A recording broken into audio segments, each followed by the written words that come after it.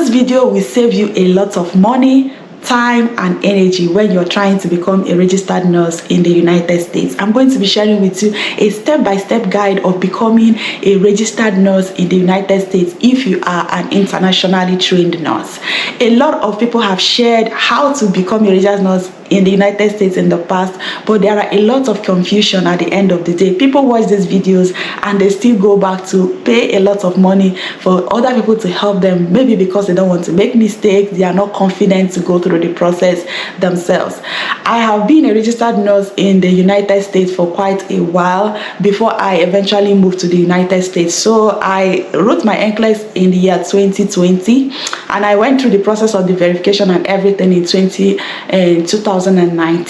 So that's been a while, but recently I went through the process again for a reason, and I decided to make this video to make it even more clearer on how you can become a registered nurse in the United States in terms of verifying your documents and all of that. And if you watch this video to the very end, there is this key ingredient that usually is missed when people talk about how to become a registered nurse in other countries. And I believe that even if it is that one thing that you get from this video, it will help you a lot. That it will make the whole difference between like where you are right now and where you want to be. And I believe it will move you forward. That was what actually helped me, and that's why I decided to share this again, how I became a registered nurse in the United States and how you can do so too without paying anybody to help you with your verification and all of that. You can take the steps today as far as you have the resources that it is required. So if you are seeing this face for the first time, my name is Lynda.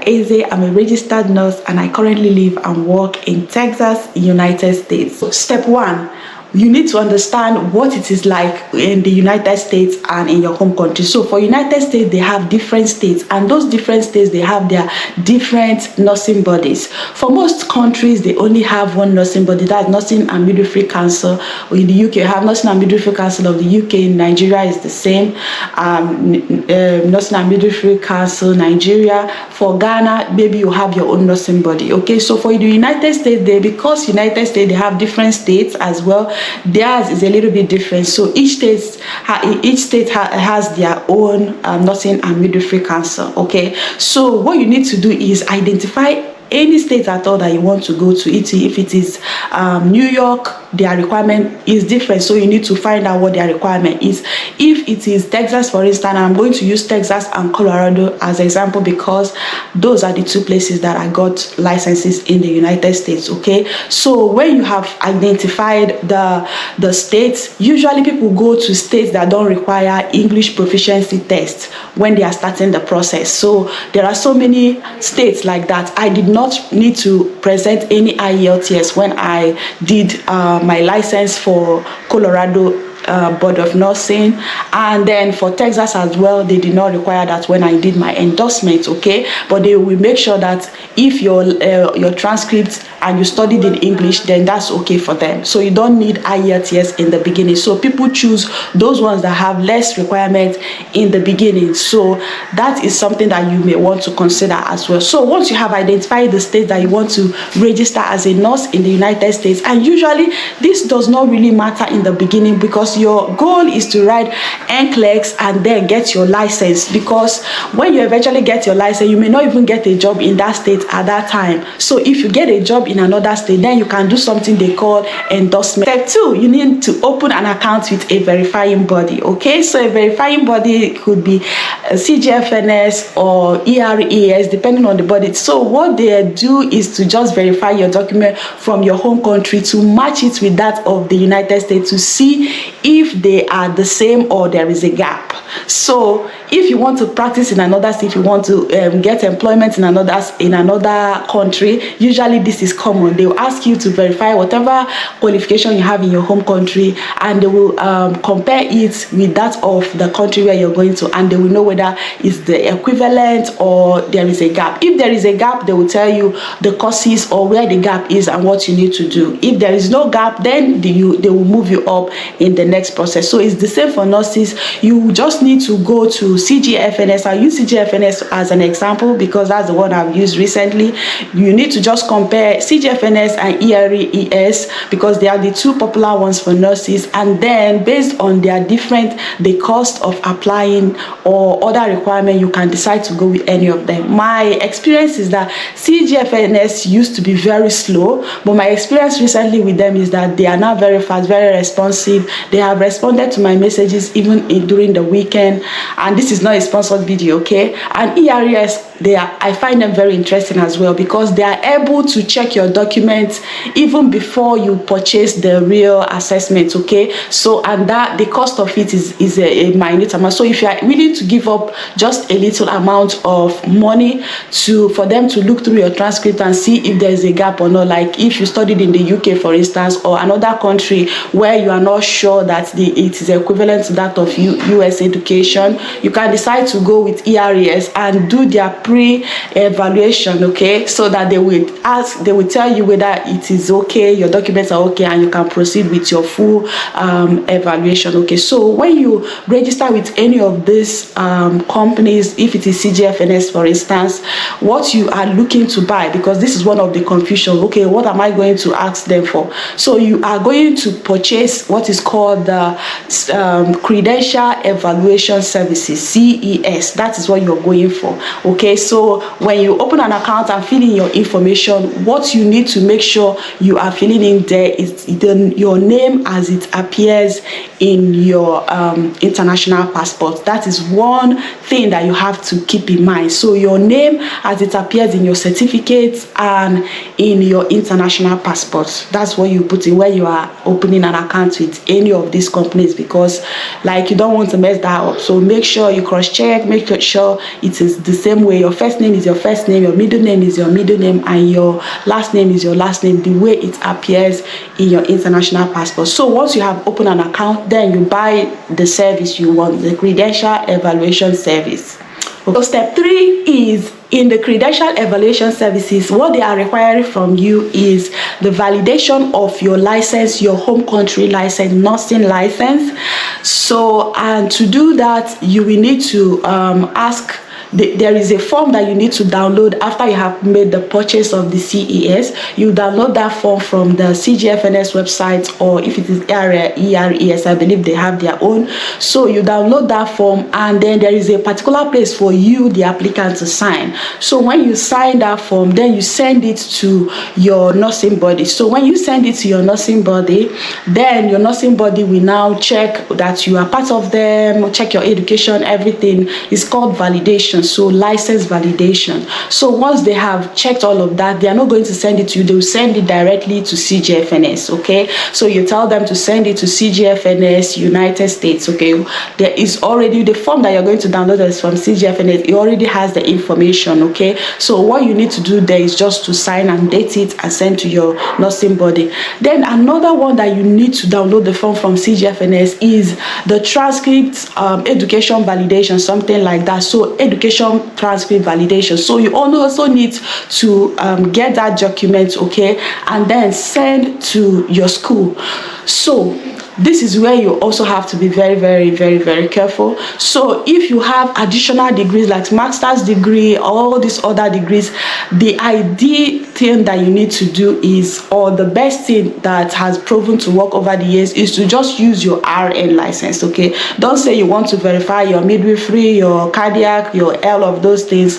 Just go for your basic nursing. That is what I was advised to do those days, and that actually helped. Like, there is no point doing all this extra. If you want to use those other ones later when you're already in the United States, you can go ahead and validate them. I had to validate my master's degree at some point because of a job, and it was during the recruitment process, and it didn't take me anything. I had to use with a very cheap service, and then that actually helped, okay? So you don't need to do much. So the important thing in this place is make sure you fill out this form, download those forms, and send to your school. What they need to send to them is the one that shows your your clinical experience, the core nursing, the core nursing courses, the one that shows your placement, or let's say your practical experiences, that you may call it something different, but it needs to show the hours that you were on clinicals. In the United States, they call it clinicals. In the United Kingdom, they call it placement. In Nigeria, they call it practical experience. So your school will complete that form and also send it directly to CGFNS.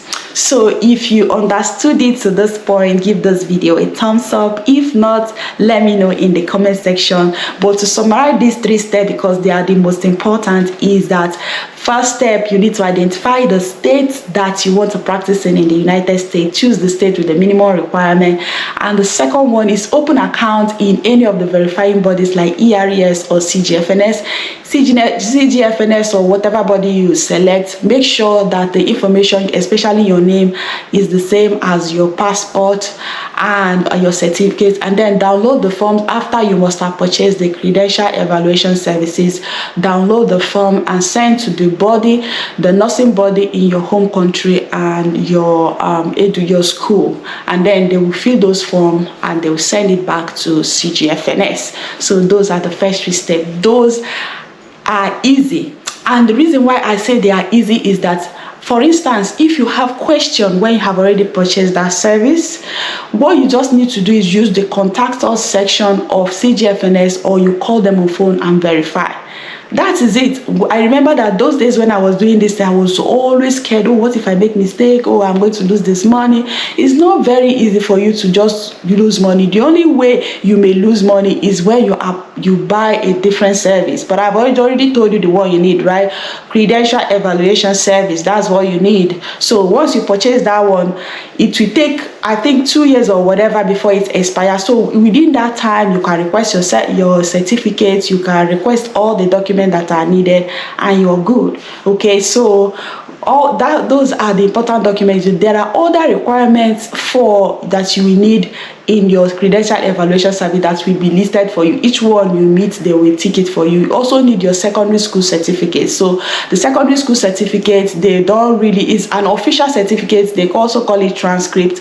They need, but they will not need your the WAEC office to send it directly. This one is that your certificate. What you need to do is just send it to them in form of contact us. Like if you click on their contact us section, you upload it, and they will even guide you on what you need to do. So once you upload it there, they will tick it for you that that they have received it. Other requirements that are there, maybe your education or whatever, you make sure you fill it correctly. If you have any certificate, you give it to them. But remember, if you stick to just your RN certificate, if you did your BSN, then that is okay. You just need to include that this is where you studied, but remember the verification, you just send it to the Department of Nursing. So those are the things that you need for the CGFNS. Okay, and if you are if you are confused in any of the requirements, make sure you just ask them directly.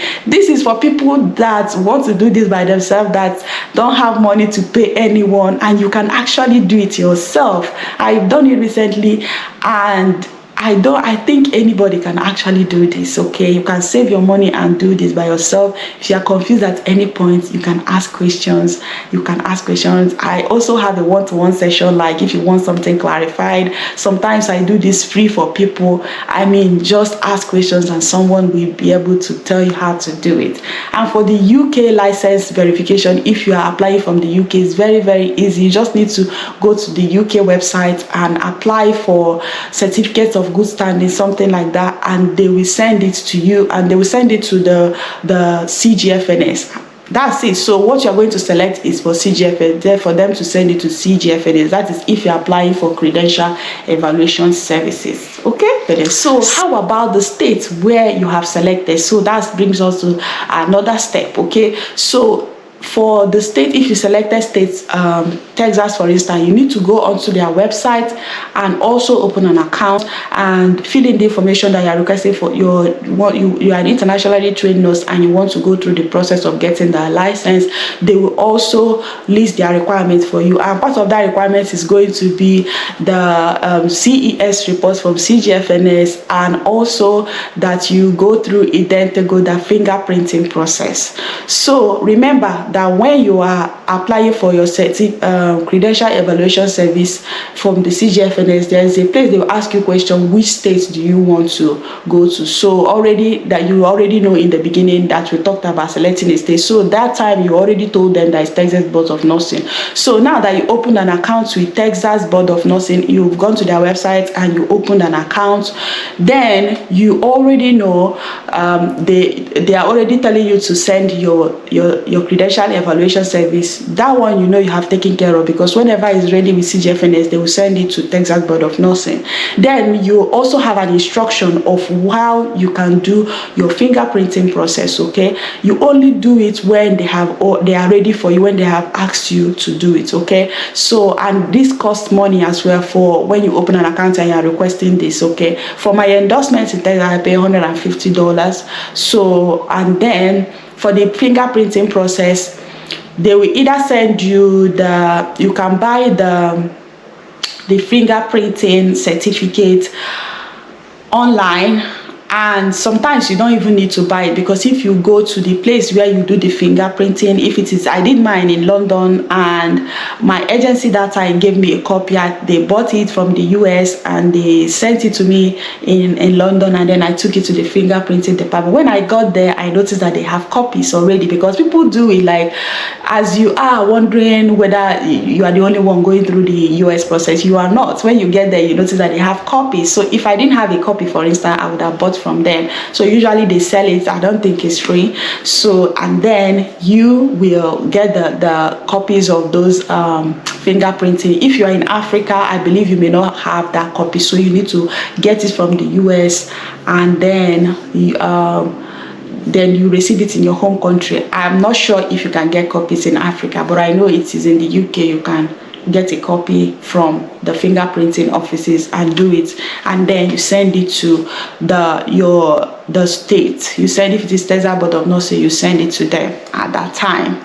So that is now the process. So when the State Board of Nursing, when the CGFNS have completed their process and they feel like your background, your educational background, your license, they have validated everything, they will issue that report and they will let you know that it is ready, and a copy will be available on their website, and they will send the official copy to the State Board of Nursing that you have chosen. For instance, Texas, they will send it to them.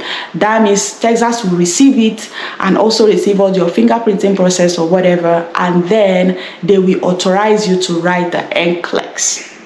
So once they authorize you to write the NCLEX, then you open an account with the exam body, okay, which is Pearson VUE in most cases. So Pearson VUE, when you apply that you want to write, they will also know that you already have your authorization to test. They will issue you the authorization to test. So that authorization to test, you now book for your NCLEX. You book your NCLEX, write the exam, and that it is. So once you have started the process the way I have explained in this video, all the other ones will continue. I don't feel like there is a time when you will be confused that much, especially if you have done the part for CGFNS, done the part for the state where you are going to, done the part for your country. All these other nuances is going to depend, like other things that come up is going to depend on your specific country, you know, all the other processes that follow. Okay, so what happens is that throughout the process that you have started your journey with the CGFNS and all of that, during that time you're using that time to get ready for your NCLEX, ready for the NCLEX. When you get your authorization to start, for most people, this whole process of verifying document and everything takes like approximately 3 months and above. 3 to 6 months you should be able to done. So during that time you're also getting ready for your NCLEX. So once you get your authorization to test, then you can proceed and write your NCLEX exam. And once you pass your NCLEX exam, you become a United States registered nurse. Now, some of you that are watching will be like, okay, so NCLEX is not in my country. How do I go about it? So yes, so many countries don't have the NCLEX center. There are all places that are popular for NCLEX, for writing NCLEX, like the UK, South Africa, Philippines. So I think these are the ones that people really go there to write the NCLEX exam. So if you don't have it in your country, you can choose anyone. Just Google online all the places that have like NCLEX center, and you can go over. When you are registering in PSMVUE, you choose a center date, and if you can afford, you go to that country, write your NCLEX, and you become a US registered nurse. And once you are an NCLEX passer, then it is a lot easier for you to now go through the immigration process. If you have been following this channel, I always emphasize that, you know, getting a job and the immigration, they are quite different, okay? So, but if you are already fully qualified in terms of you're already a nurse, you are a USRN nurse, that's NCLEX passer, right? It is much more easier for you to now choose an immigration pathway that you feel is best for you. So these days, a lot of people go for H1B because it's faster. For EB3, there's a lot of backlogs. So a lot of people are using different strategies to make it shorter for them. Companies are even coming out and sponsoring nurses to take the H1B route. The H1B route is generally even under a year, and that is for people that have BSc, a degree, okay? So when you are BSc prepared nurse, that you can take advantage of that shorter route of getting to the US. And again, you can decide to apply for your immigration and forget about the process and continue, you know, developing your career, your skill and everything in your home country. And whenever your EB3, that is your green card permanent residency route, you know, whenever it is ready, then you move with your family. That is also really, really cool. So, and then the very last of this process that I feel like it is the most important, and what I will advise, like if I should go back and do this whole process again, what I will definitely include in my journey is this. But before I share that, can you do me a favor and like this video? If you have a question regarding this whole process till the end that I've talked about, I mean, like, is there anything confusing? Is there something that will make you not to get started? You know, like you have the funds, everything, and you cannot start because you're still confused. What is that question that is bugging you at this point in this video? Let me know in the comment section. So this last part that I believe is one of the most important is joining groups, organization, cliques, mastermind, whatever, of people who are also in the process of moving to the United States.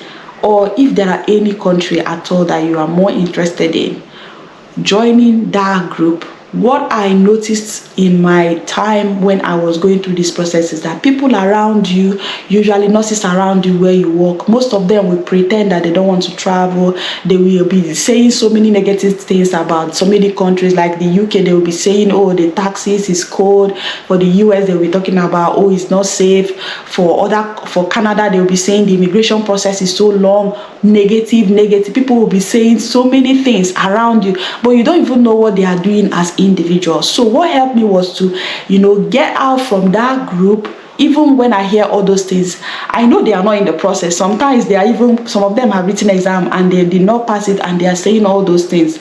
So if you continue to listen to those things, it might make you, you know, to be nervous when you're applying, doing things, you know, like your motivation will be low. But what really helped me and actually moved me to the next step was when I joined groups on Facebook of people who want to move to the United States. I began to talk to friends who are actively applying, going through the process.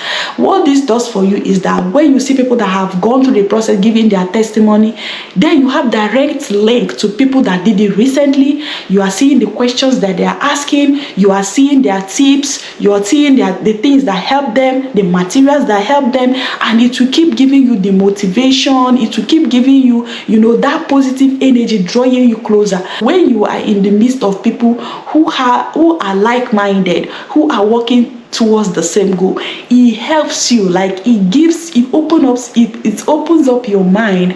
It makes you to be focused. It makes you to continue to have new cognitions of different ways that you can make it possible. It was when I joined groups like this that I got the motivation to go ahead and even write my IELTS, because I noticed I won't be able to go through the traveling up and down to write the NCLEX, that I decided to now go to another country that has my requirement, because I'm not seeing people that are going to the UK. Their requirements, seems to be something I can easily do in Nigeria. And then I went through that route when I got to the UK, and then, checked the environment to see if this is really what I want, or I want to continue my journey for the United States. I just went ahead and started the whole process of the US. And then it made me to choose, a place that has NCLEX as well, because if all of them were planned, I chose to stay in London because there is an NCLEX center in London. So there are so many ways that you can do this. When I eventually moved to the US, I noticed that a lot of people also did that. Okay, a lot of us came from the United Kingdom to the United States. Okay, so that is one singular thing that is missing, and I believe a lot of people that pass through this process, join other people, discuss with people, had a small group of people that they're always talking about this. I remember anybody that was close to me those days will always hear me say, no, I'm not going to be here in the next 2 years, in the next 1 year, this is what I want. I talked about it with my friends. I posted it somewhere in the room. I write it down that I'm going to the United States, I'm going to be, and I'm going to practice, I'm going to study abroad. I talk about it with roommates, I talk about it with friends, and that was to keep me focused on the goal. Even if you don't know the process, even if you don't know anything about everything that I've shared, but you do only this one thing that I'm talking about, and that is joining a group of people who are like-minded, who are going through this process, who have achieved this. It will make a difference between traveling to anywhere in that country or remaining where you are. It will definitely move you forward. It's like almost like, do I say law of attraction or whatever? I don't want to use those words, but that is very powerful. When I moved away from friends who are always wishing and talking all this trash, and moved into groups, WhatsApp groups of people who are passing, who are preparing for their NCLEX, who are, already moved to the United States recently, that was when everything changed. Okay, so if you have watched up to this point, I appreciate you, and I know you will get there if you watched up to this point.